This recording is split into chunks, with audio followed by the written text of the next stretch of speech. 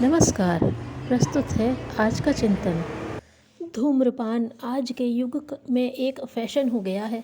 इसमें कोई स्वाद होता है यह तो कोई नहीं कहता। इस फैशन से धन की अपार हानि होती ही है, साथ ही साथ स्वास्थ्य पर हानिकारक प्रभाव पड़ता है। आज छात्रों में धूम्रपान की प्रवृत्ति अधिक मात्रा में बढ़ रही है। 20 वर्ष से कम उम्र वाले लड़के जो हायर सेकेंडरी कक्षाओं के छात्र हैं, उनमें धूम्रपान की लत चिंताजनक रूप से बढ़ रही है। महाविद्यालयों के विद्यार्थी तो 30 से 40% तक इस लत से बुरी तरह ग्रस्त हैं। राष्ट्रीय तपेदिक संघ की 61वीं वर्षगांठ के अवसर पर 30 मई 1965 को डॉक्टर लूथर टेरी ने अपने भाषण में कहा कि अमेरिका में प्रतिवर्ष 25,000 अकाल मौतें और 3 लाख अन्य मौतें सिगरेट से होती हैं। 1966 के लिए उनका अनुमान था कि सिगरेट पीने से होने वाले रोगों से मरने वालों की संख्या 2,40,000 तक हो जाएगी। कुछ वर्ष पहले अमेरिका में चिमनी साफ करने वाले मजदूरों की जांच की। वे इस निर्णय पर पहुंचे कि इनमें अधिकांश की मृत्यु कैंसर से हुई। इसका कारण उनके शरीर का धुएं से रगड़ खाना था। ऊपरी शरीर के लिए जब धुआं इतना हानिकारक हो सकता है तो फिर जीभ, गले और फेफड़ों में यह कितना हानि पहुंचाता होगा, इसका अनुमान धूम्रपान करने वाले सहज ही लगा सकते हैं। 1964 में अमेरिका में फेफड़ों के कैंसर से 44,000 व्यक्तियों की मृत्यु हुई। यह संख्या संपूर्ण कोरिया के युद्ध में मारे गए लोगों व अमेरिका में दुर्घटना से मरे लोगों के बराबर थी। फेफड़ों का कैंसर अधिक धूम्रपान करने वालों को ही अधिकांशतः होता है। यह एक प्रकार के रोगों को निमंत्रण देकर फिर उनसे बचने के लिए भागते फिरते जैसा कार्य करते हैं। कोई भी समझदार व्यक्ति इस प्रकार की मूर्खता नहीं कर सकता। प्रायः सब व्यक्ति जानते हैं कि धूम्रपान हानिकारक है, पर इतना हानिकारक वे नहीं समझते, फिर रोगग्रस्त हो जाने पर पछताते हैं। अनुसंधानों से यह सिद्ध हुआ है कि फेफड़ों के रोगों से ग्रस्त 100 व्यक्तियों में से 16 धूम्रपान करने वाले होते हैं। प्रतिवर्ष लाखों व्यक्ति इस रोग से मरते हैं, जिनमें अधिकांश व्यक्ति सिगरेट पीने वाले होते हैं। सन 1963 में संपूर्ण विश्व में 20 लाख व्यक्ति फेफड़ों के कैंसर से मरे। अनुसंधानकर्ताओं ने यह निर्विवाद रूप से मान लिया कि धूम्रपान से रक्त कैंसर, फेफड़ों का कैंसर, दमा, क्षय, ब्लड प्रेशर आदि असाध्य रोग उत्पन्न होते हैं। सन 1800 तक अमेरिका में कुछ ही लोग सिगरेट पीते थे, उनका उत्पादन भी कम होता था। प्रथम विश्व युद्ध के समय से सिगरेटों का प्रचार आरंभ हुआ। इसके कारण इस प्रकार के रोगों से मरने वालों की संख्या में भी भारी वृद्धि हुई। भारत में सिगरेट व बीड़ी का प्रचलन दिन प्रतिदिन बढ़ता जा रहा है। तंबाकू उत्पादन में भारत का विश्व में 3रा स्थान है तथा निर्यात करने वालों में 4था स्थान है। भारत में 100 में 40 व्यक्ति जो धूम्रपान करते हैं बुढ़ापे में दमे के शिकार होते हैं। कैंसर व टीबी के रोग भी यहाँ धड़ल्ले से बढ़ते जा रहे हैं। बेंजपाराइन नामक पदार्थ जो कागज व तंबाकू के जलने से पैदा होता है, पैराफिस पैलेट में रखकर मुख में 25 सप्ताह रखा जाए तो 90% जानवरों को मुंह का कैंसर हो जाता है। जीभ के कैंसर में मुख्य कारण धूम्रपान का होता है। धूम्रपान नहीं करने वालों को जीभ का कैंसर बहुत कम होता है। एक पैकेट सिगरेट पीने वालों के जीवन काल में 6 घंटे कम हो जाते हैं। यदि वह व्यक्ति नियम से 10 वर्ष तक सिगरेट पीता रहे तो कार्बन मोनोऑक्साइड उसके रक्त में 8% मिल जाता है। यह किसी भी रोग के उत्पादन का कारण हो जाता है।